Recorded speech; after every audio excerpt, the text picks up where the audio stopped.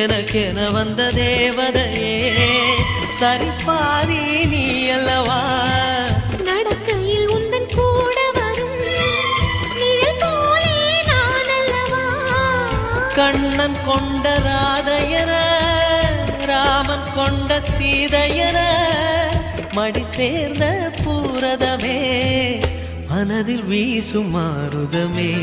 நன்றி சொல்ல உனக்கு வார்த்தை இல்லை எனக்கு நான் தான் மயங்குறேன் என்னுடைய மனச தந்துவிட்ட பிறகும் ஏம்மா கலங்குற நெடுங்காலம் நாம் பொறிச்ச தவத்தாலே நீ கிடைச்ச திருக்கோயில் வீடு என்று விளக்கேற்ற